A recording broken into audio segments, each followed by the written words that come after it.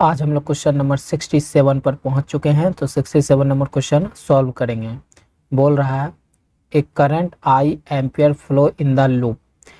Loop देख, एक loop है जिसमें करंट आई फ्लो हो रहा है, having circular arc of radius R. Loop जो है एक तरह का कैसा दिख रहा है, सर्कुलर आर्क तरह का है, और उसका रेडियस कितना है सर्कुलर आर्क का, आर है meters, subtended by an angle theta. और आर्क के द्वारा जो सेंटर पे जो एंगल बन रहा है वो कितना बन रहा है, थीटा रेडियन बन रहा है, सोन इन फिगर, जैसा कि आप फिगर में भी 7.47 में देख सकते हो।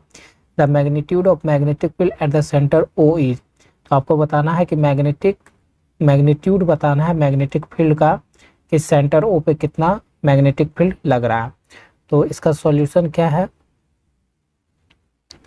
इसका सॉल्यूशन इजी सा है। देखिए, हम पहले अगर इस पूरा लूप को, ये सर्कुलर लूप है, इसको अगर हाफ लूप है ना, यहाँ से यहाँ पर कितना है, इतना ही है थीटा। अगर इसको हम पूरा मान ले, सर्कुलर लूप मान ले, एक फुल सर्कुलर सर्कल मान ले, तो इसमें कितना मैग्नेटिक फील्ड लगेगा। तो एज्यूम कर लेते हैं पहले,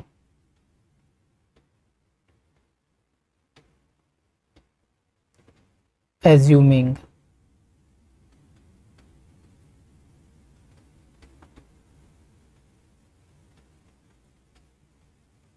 magnetic field due to full circular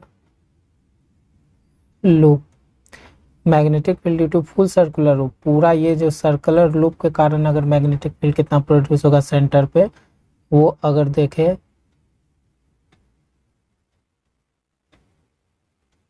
2r इतना होगा, ये हम लोग जानते हैं पहले से।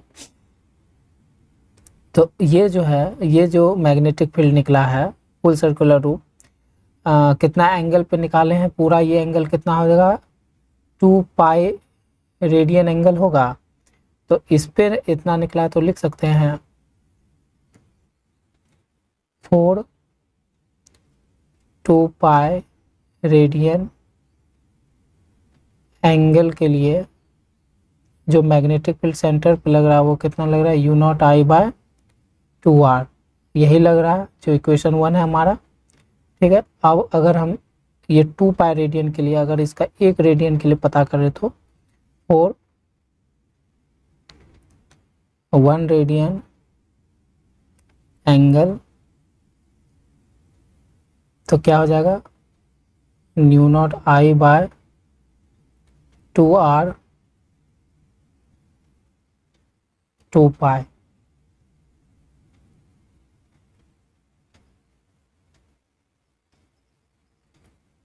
तो ये हो गया पहला। लेकिन हमको कितना पे चाहिए, और हमको कितना चाहिए, हमको कितना एंगल दिया हुआ है, थीटा एंगल दिया हुआ, कितना दिया, थीटा पे हमको चाहिए। तो हम यहाँ लिख सकते हैं 4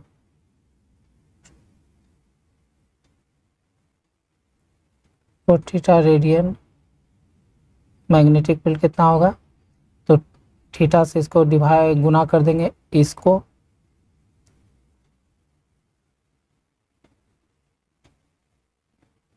आर, तो मेरा निकल गया, यही क्या होगा, आंसर होगा। ठीक है, थीटा रेडियन के लिए हमको पता करना था कि कितना मैग्नेटिक फील्ड लग रहा है सेंटर पे, तो u0I θ/2 4 पाई r लग रहा है। समझ में आया होगा सॉल्यूशन। चलिए नेक्स्ट क्वेश्चन पर, क्वेश्चन नंबर 68। क्वेश्चन नंबर 68 क्या बोल रहा है, in figure 7.48 what is the magnetic field at point O. बोल रहा है कि आप फिगर देखो 7.48, उस पे बताओ कि उसका जो सेंटर ओ है वहाँ पर कितना मैग्नेटिक फील्ड प्रोड्यूस, मतलब मैग्नेटिक फील्ड प्रोड्यूस हो रहा है या मैग्नेटिक फील्ड लग रहा है, इसका वैल्यू बताना है। तो ये तो ऐसा क्वेश्चन हम लोग कर चुके हैं। तो ऐसा क्वेश्चन करने के लिए क्या है, देखो तो यहाँ पर हम इसको, इस फिगर को सेक्शन में बांट सकते हैं। यहाँ से यहाँ तक जो ये है, ये फर्स्ट सेक्शन वो बोल सकते हैं। फिर यहाँ से यहाँ तक जो है, इसको हम क्या कर सकते हैं, सेकंड सेक्शन बांट सकते हैं, मतलब सेमी सर्कल का। फिर यहाँ से यहाँ तक एक स्ट्रेट लाइन का है, तो ये हो सकता है थर्ड सेक्शन। अब इसके द्वारा जो है सेंटर ये ओ पे मैग्नेटिक फील्ड कुछ ना कुछ लग रहा होगा ना। तो हम यहाँ से लिखते हैं सॉल्यूशन।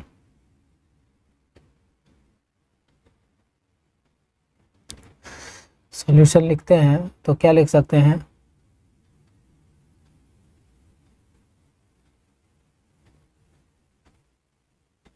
मैग्नेटिक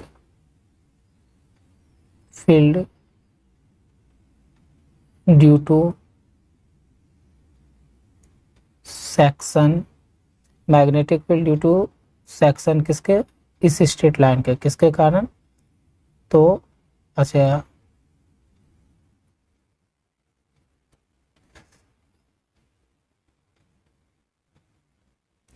ये सेक्शन हम मान लेते हैं ए बी नामकरण कर देते हैं, और बी से यहाँ नाम कर देते हैं सी, और सी से यहाँ कर देते हैं डी नाम। तो हमारे जो magnetic field due to section देखना चाहते हैं किसके कारण, A B, magnetic field due to section A B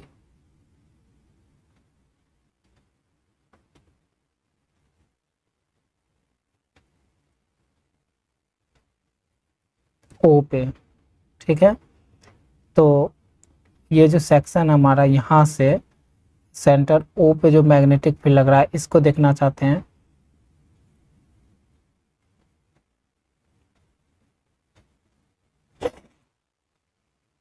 ये ए बी सेक्शन के कारण जो मैग्नेटिक फील्ड सेंटर ओ पे लग रहा है ये हम देखना चाहते हैं।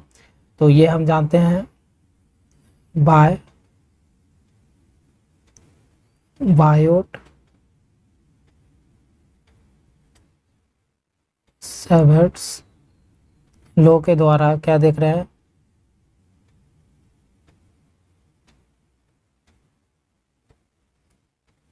ये करंट आई जा रहा है, ये सेक्शन ए है, ये बी है, और ये सेंटर ओ है।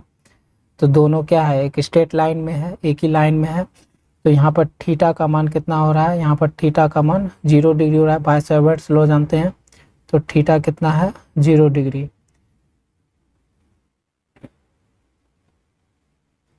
बाय सेवर्ट्स लॉ के फॉर्मूला जानते हैं, not I by L into dash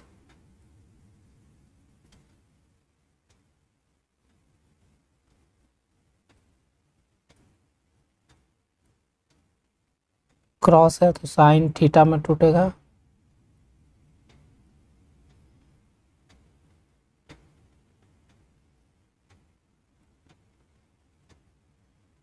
और थीटा का मान 0 है, और साइन 0 का मान कितना होता है, 0 डिग्री होता है ना। तो इसका वैल्यू क्या आ जाएगा, mu naught I L R 0 degree by 4 pi R cube. 0 आ गया तो सारा 0 वैल्यू हो जाएगा। तो हमारा B1 का क्या निकला है, मैग्नेटिक फील्ड 0, मतलब सेक्शन ए बी के द्वारा जो सेंटर ओ पे मैग्नेटिक फील्ड प्रोड्यूस हो रहा है वो कितना प्रोड्यूस हो रहा है, 0 हो रहा है, ठीक है। एक तो निकाल लिए।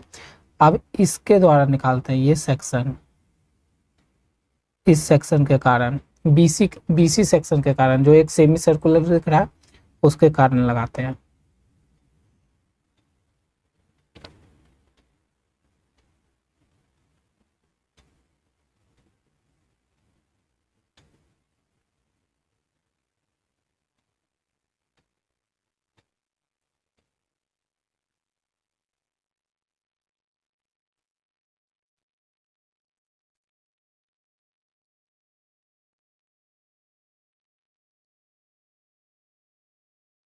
Magnetic field due to semi circular region के कारण देखना चाहते हैं, मतलब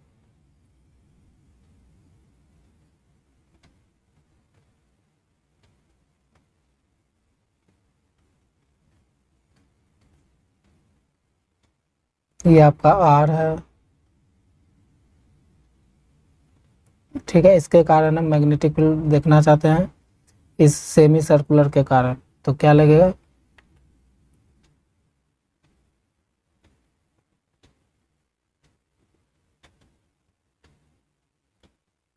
BC के कारण। तो क्या देखे थे, सेमी सर्कुलर के कारण अगर फुल सर्कल होता तो you naught I by 2r जानते हैं, लेकिन सेमी सर्कुलर है तो उसका हाफ कर देंगे, तो ये क्या हो जाएगा mu naught I bye 4r। ठीक है फ्रेंड्स, ये दूसरा इक्वेशन मान लेते हैं, इसको पहला इक्वेशन मान लेते हैं। ठीक है, और उसके बाद एक तो ये हो गया, एक सेक्शन और है हमारा। अब सेक्शन हमारा कौन सा बचता है, अब सेक्शन हमारा यहाँ जो है इससे C से D, मतलब ये जो करंट ये वाला में इसके द्वारा भी यहाँ पर मैग्नेटिक फील्ड लगेगा। ठीक है, तो उसका निकाल लेते हैं। तो यहाँ लिखते हैं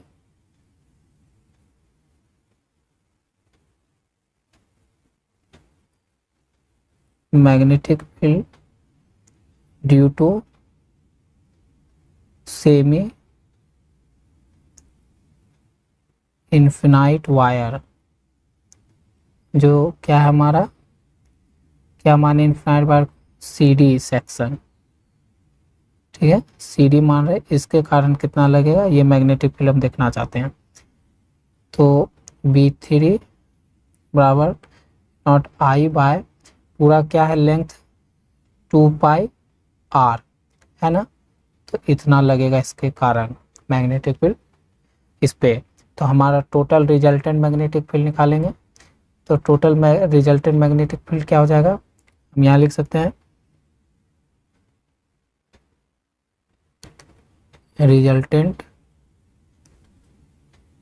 मैग्नेटिक फील्ड। ठीक है, तो क्या हो जाएगा, इसको मान लेते हैं रिजल्टेंट को B, तो ये B1 plus B2 plus B3। तो यहाँ पर B1 हमारा 0 आया था, अब B2 कितना आया था, जो सेमी सर्कुलर के कारण लग रहा था 4r, अब प्लस और वायर के कारण जो लग रहा था you naught I by 2πr लग रहा था।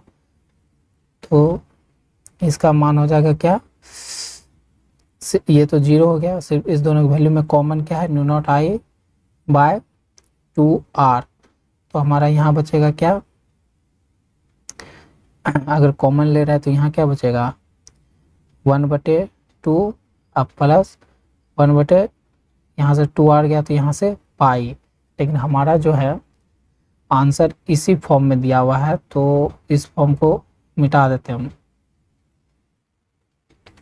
आपका इस कॉमन नहीं लिया जा रहा है, तो सिर्फ आपको ये सीधा सीधे दिया जा रहा है आंसर। ठीक है दोस्तों, तो आपका ये हो गया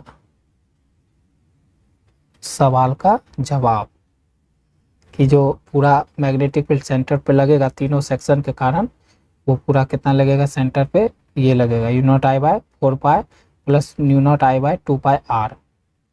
चलिए नेक्स्ट क्वेश्चन पर, क्वेश्चन नंबर 69 क्वेश्चन सॉल्व करते हैं।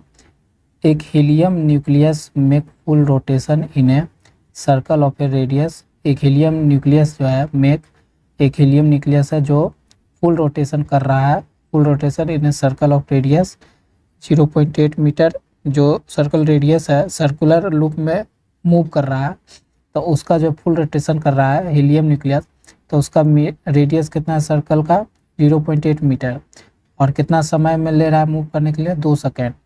The value of magnetic will be at the centre of circle E. तो हमको बताना है कि मैग्नेटिक फील्ड जो सेंटर पे लग रहा है हीलियम न्यूक्लियस के कारण, उसके कारण कितना लग रहा है। तो देखिए सॉल्यूशन,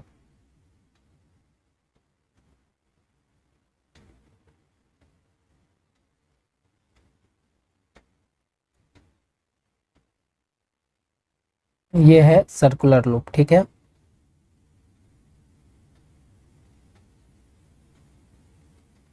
यहाँ पर सेंटर ओ है, ये रेडियस r मान लिए। ठीक है, और ये इसमें हीलियम न्यूक्लियस क्या कर रहा है, मूव कर रहा है, जिसका चार्ज मान लेते हैं q से। ठीक है,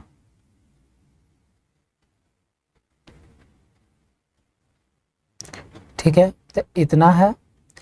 तो इसमें जो गिवन डाटा वो लिख लेते हैं,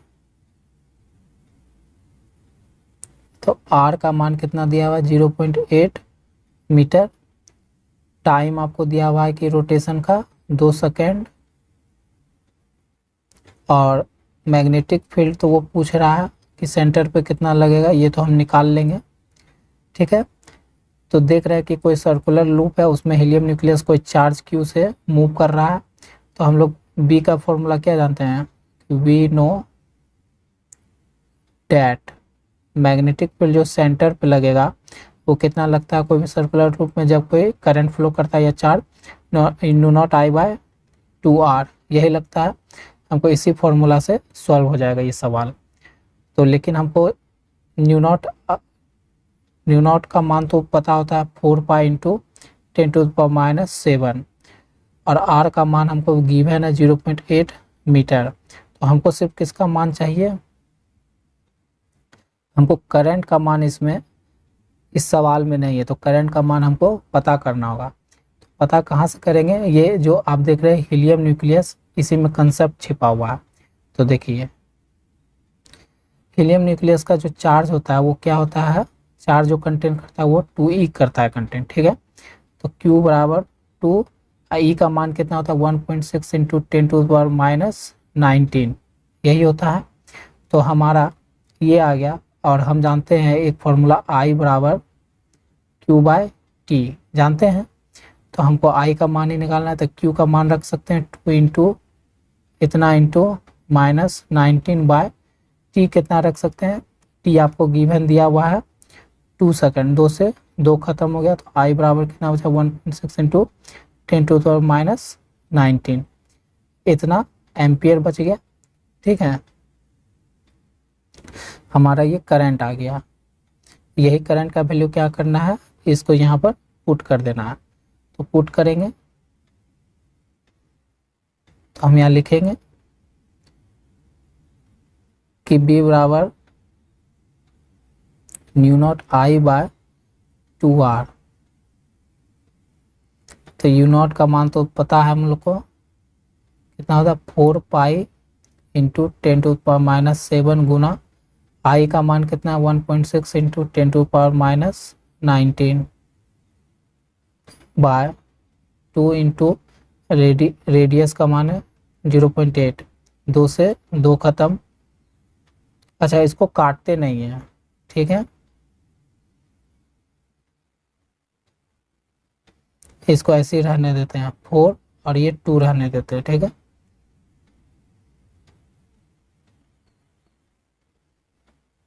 तो आप एक काम कर सकते हो, इसका दशमलव उड़ा दो, एक जीरो ऊपर बढ़ जाएगा, इसका दशमलव उड़ा दोगे तो एक जीरो यहाँ, 10 से 10 खत्म, 8 से 16 खत्म 2 बार में।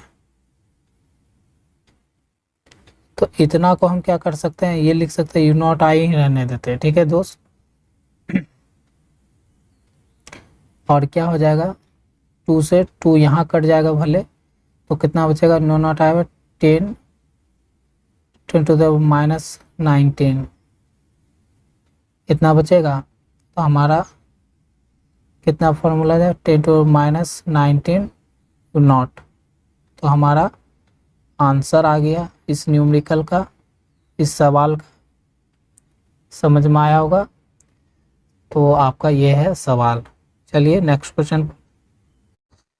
तो आज का ये क्वेश्चन आ गए हम लोग 70 पर, 70 पर आ गए। तो 70 नंबर क्वेश्चन क्या बोलता है, पढ़कर समझते हैं।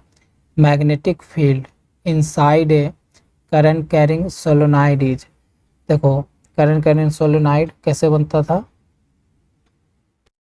तो एक सोलेनॉइड हम लोग बना लेते हैं।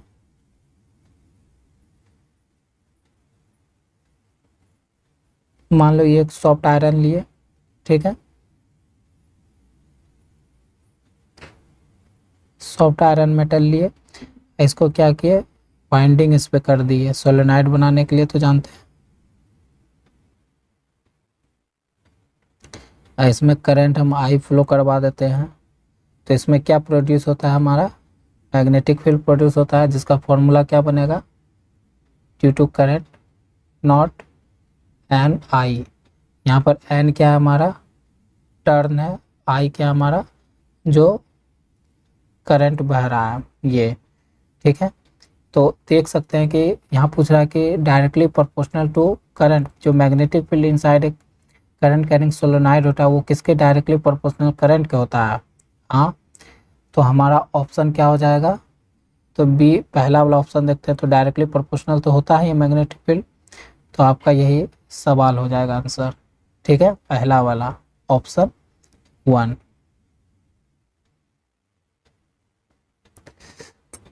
मिलते हैं आपसे नेक्स्ट वीडियो में, आज के लिए बस इतना ही।